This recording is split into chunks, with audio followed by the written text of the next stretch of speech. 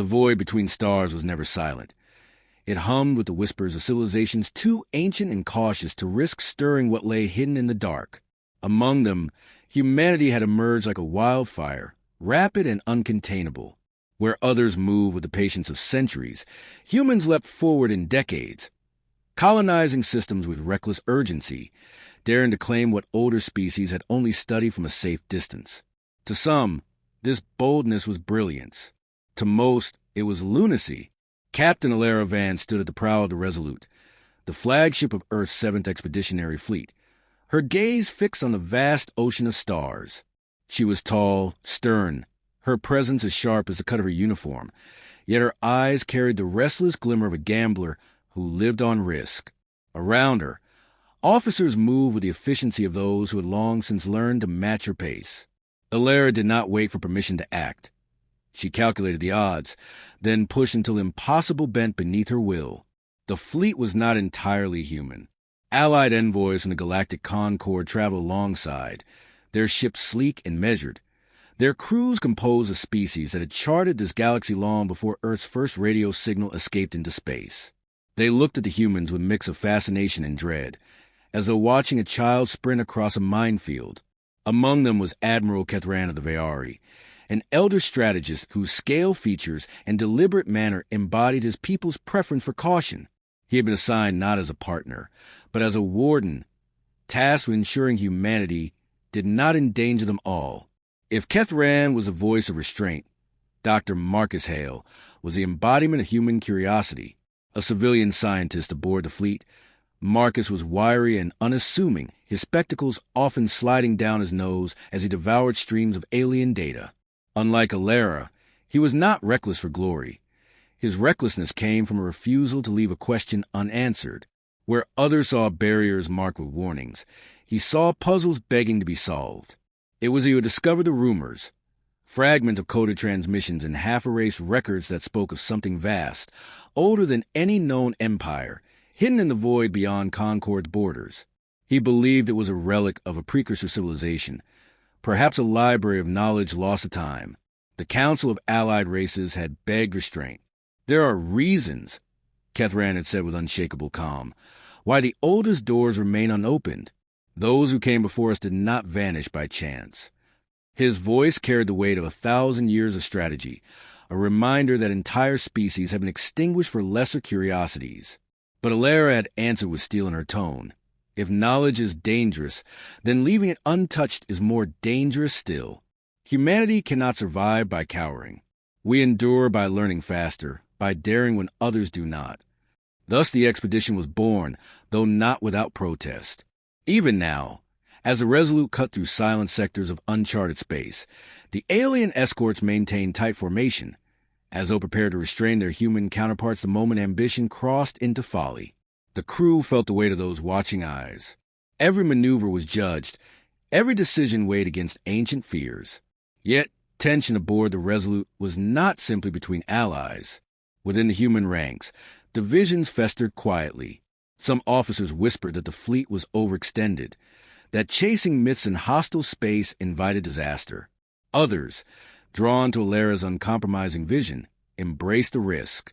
To serve under her was to court the impossible, but it was also to be part of history. Her reputation was not one of survival alone. It was a victory snatched from the jaws of inevitability, battles won with strategies no one else would dare attempt. On the observation deck, Marcus leaned against the railing, eyes wide as stars slid past. "Do you ever think," he murmured, "that maybe the others are right, that we're prying into something deliberately hidden?" Alara's reply was steady, almost cold. "Every advance we've made was once called reckless. Fire was dangerous. Flight was impossible. The stars were unreachable. Yet here we are." She glanced at him, her expression softening only slightly. "If fear had ruled us, we would still be in caves, staring at shadows. I would rather die reaching for truth than live obeying fear." Her words carried conviction, but Marcus saw the flicker beneath, the quiet recognition of the cost her creed demanded. Humanity had always thrived in struggle, yet survival often came at a price measured in lives and worlds. He wondered how much more the galaxy would ask before humanity's ambition consumed them. The fleet pressed deeper into silence, past regions where no beacon pulsed and no trade routes crossed.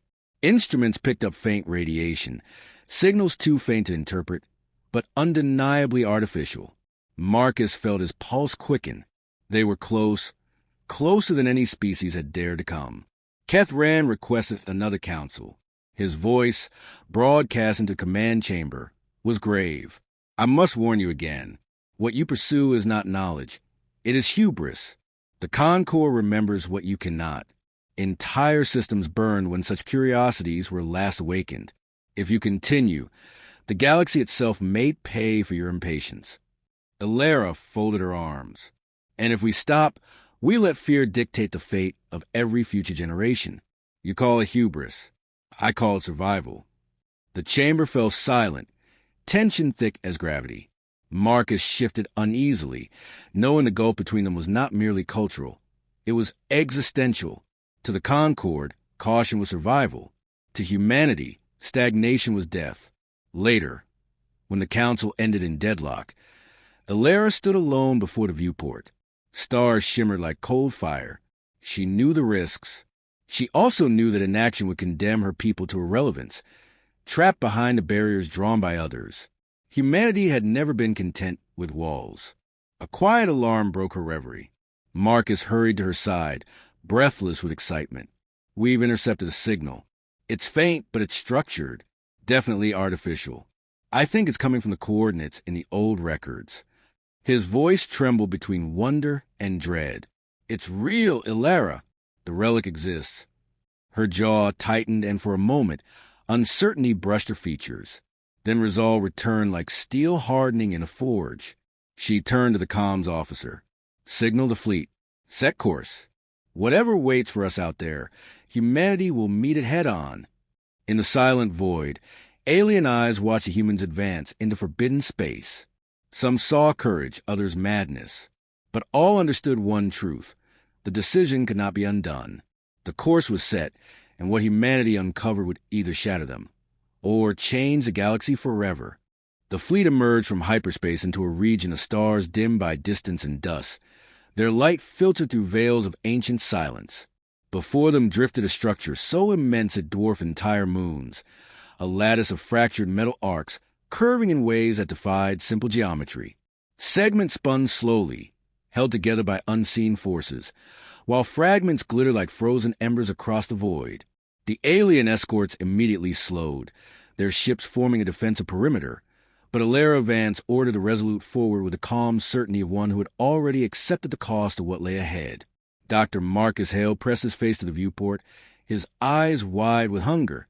"It's real," he whispered, almost reverent. "Not rumor, not imagination. This is pre-Concord, pre-history itself. The size alone, it's not a station. It's part of something larger.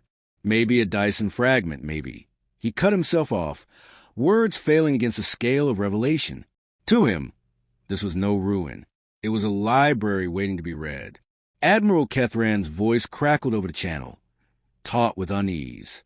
"Withdraw at once. This construct was not abandoned. It was sealed. Your presence alone risks destabilizing what should remain untouched." His tone carried neither anger nor desperation, only the cold finality of one who had lived long enough to see warnings ignored become epitaphs.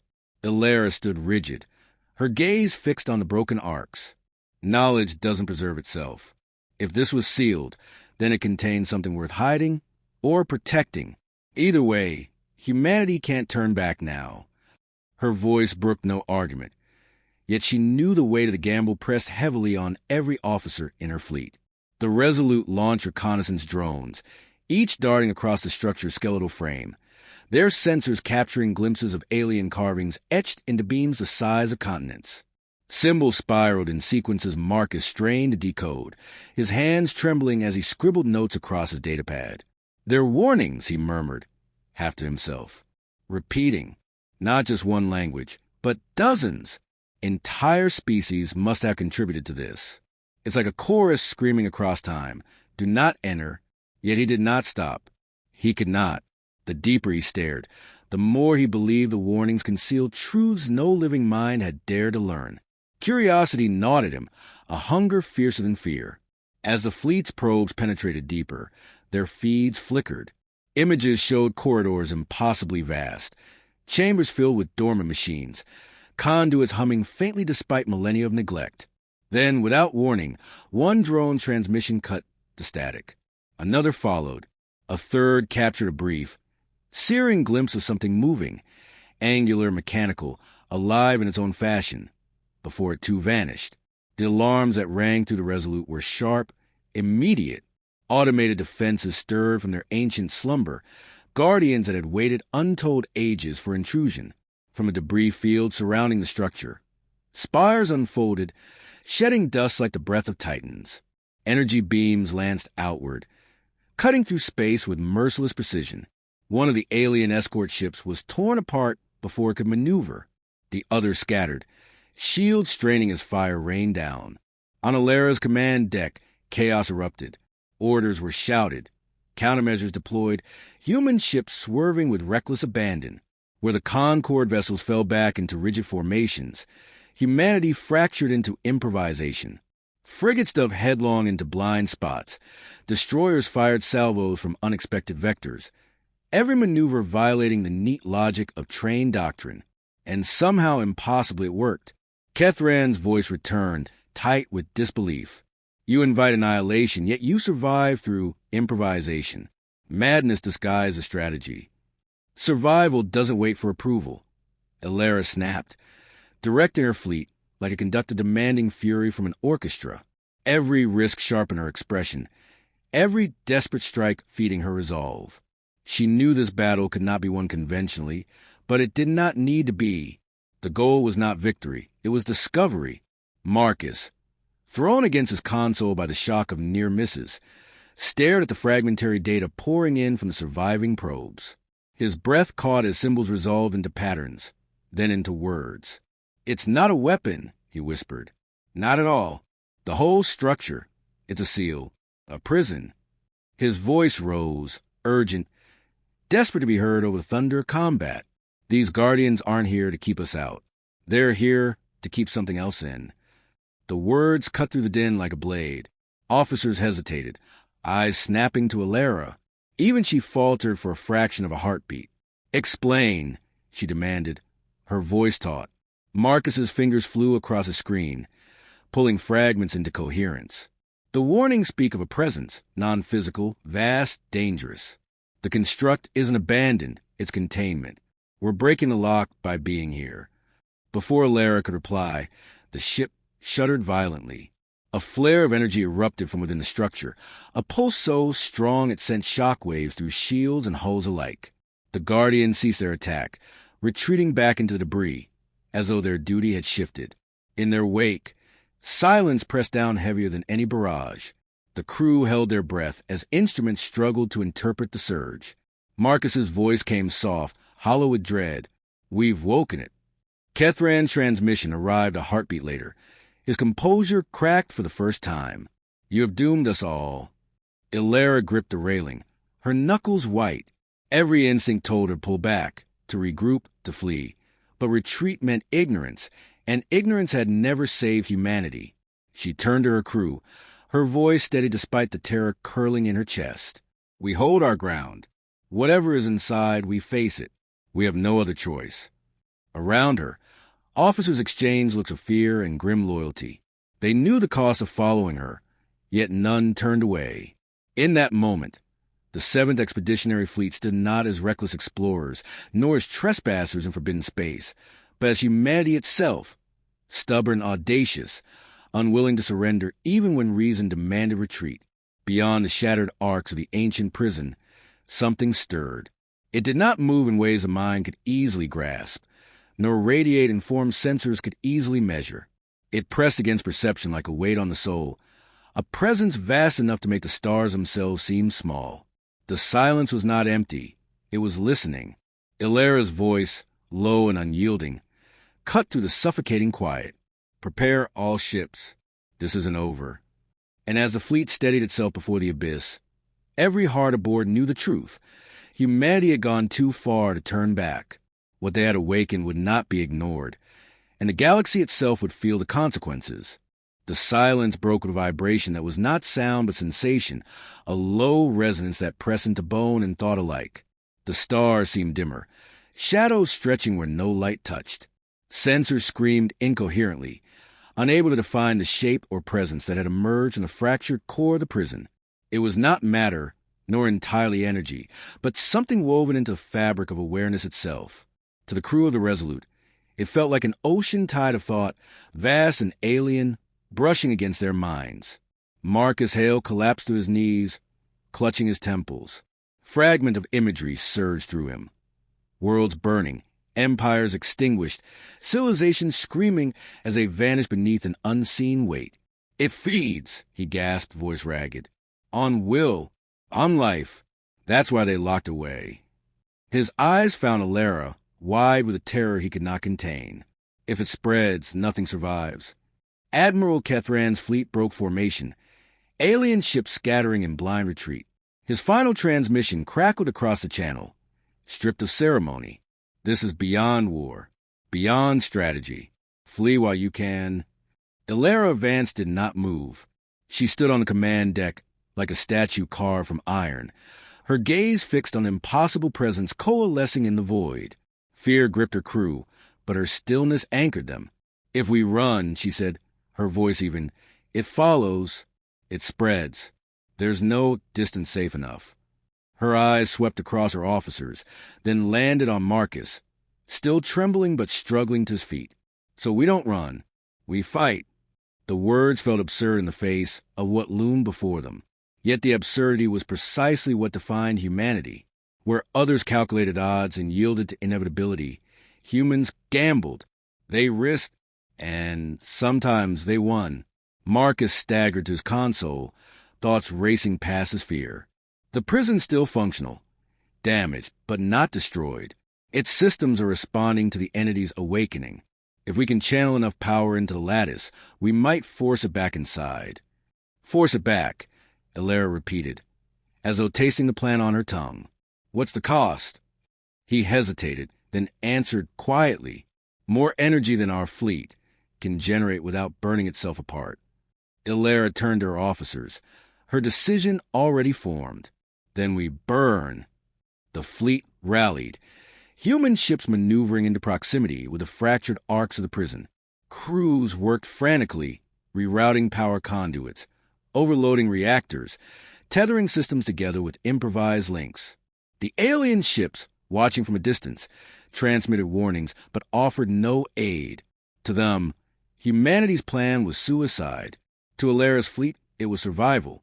The entity grew restless, its formless mass rippling like a storm cloud across the stars. Tendrils of thought pressed harder against human minds, probing, searching for weaknesses.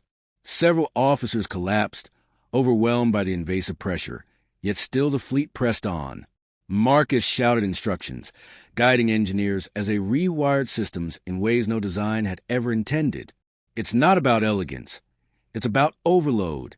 We're turning the lattice into a cage powered by our own deaths." One by one, ships ignited their cores, channeling energy into the prison's framework. The arcs flared with unnatural light, ancient runes sparking back to life. Guardians long dormant stirred once more, not to attack, but to aid, their weapons redirecting energy into the network with uncanny precision. For the first time, humanity and the ancient machines fought side by side, but the cost was brutal. A frigate's core ruptured, tearing the vessel apart in a flare of brilliance that fed the prison's lattice.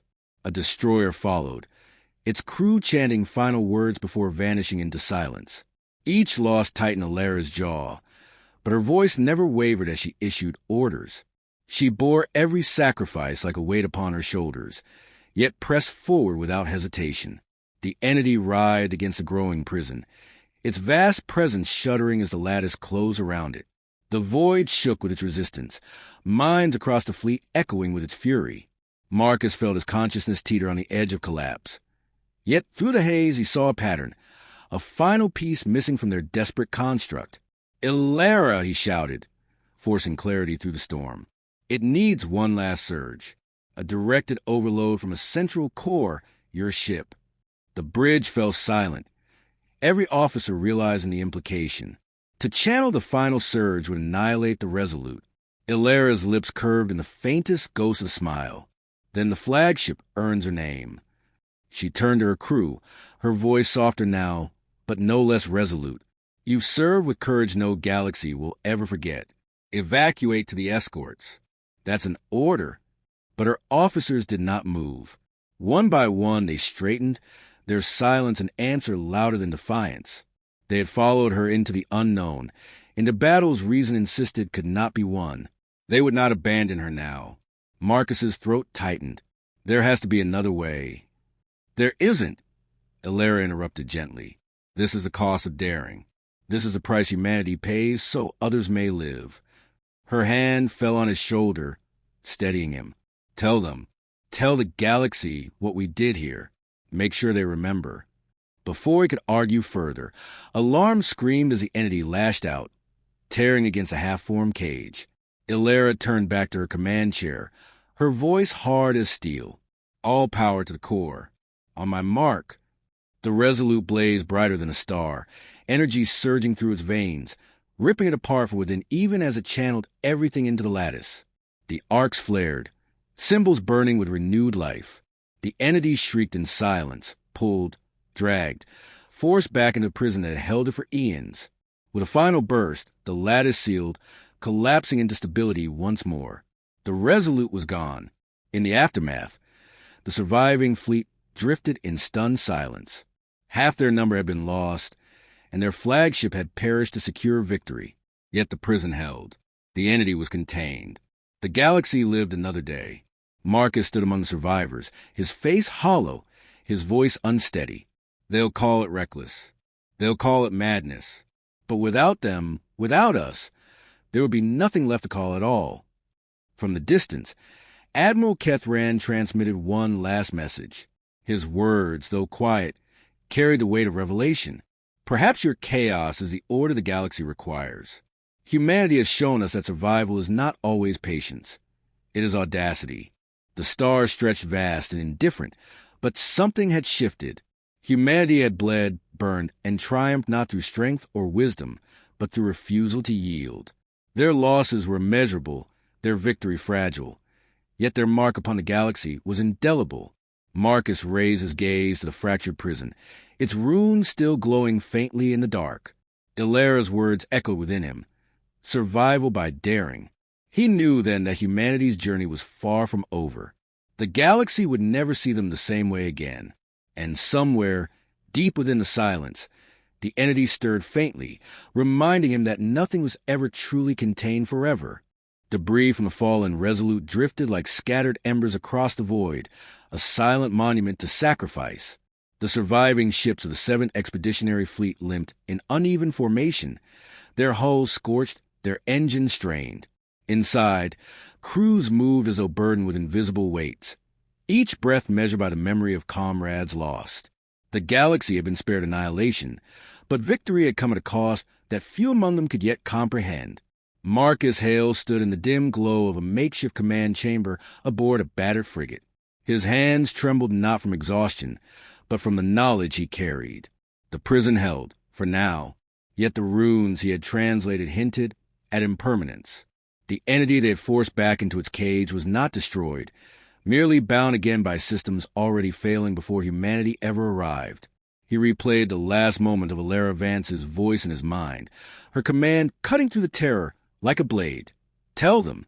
Make sure they remember. Those words had become a burden heavier than any wreckage. The alien council arrived swiftly, their ships encircling the remnants of humanity's fleet. Their envoys spoke not with gratitude but with alarm, as though fearing contamination from mere proximity.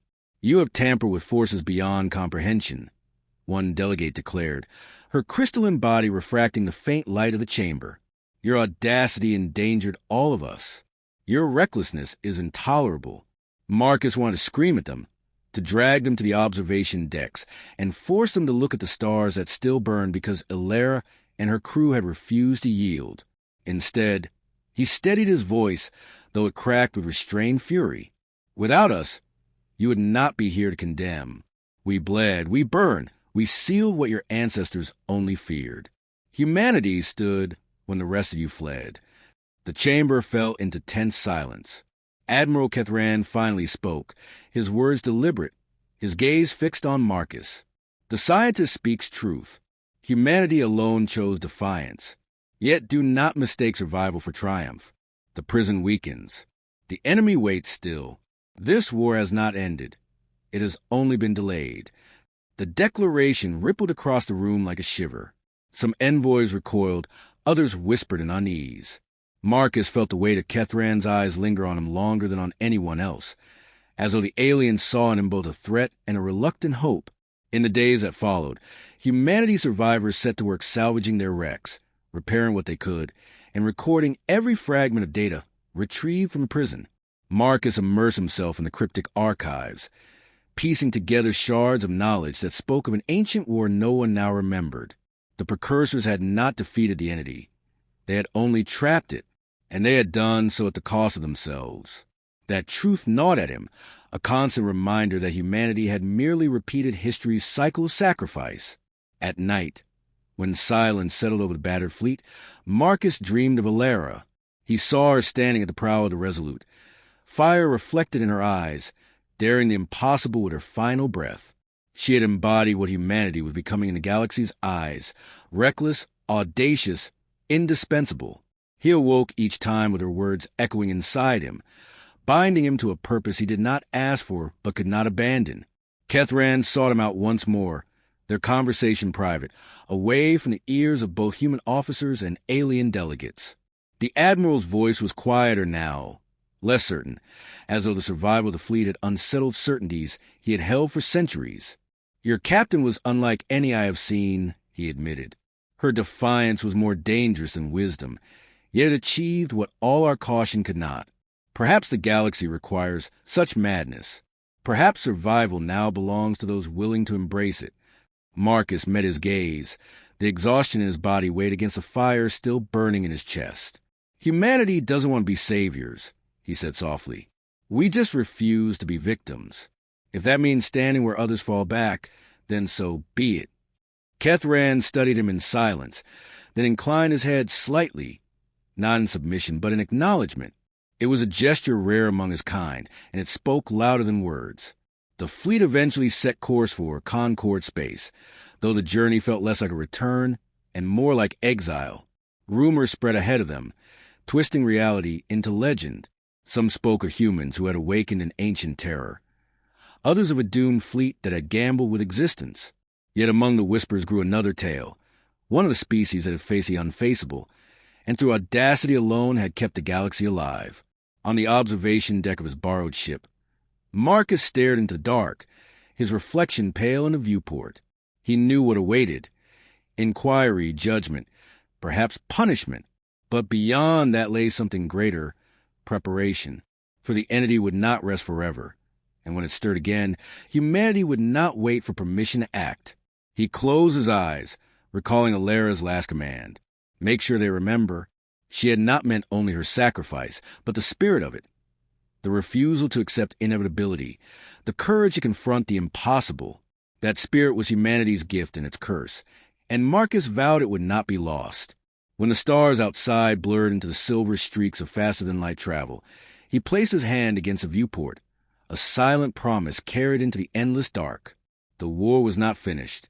The prison would fail again, and when it did, humanity would be there, not as reckless intruders, but as necessary defenders of a galaxy too fearful to save itself.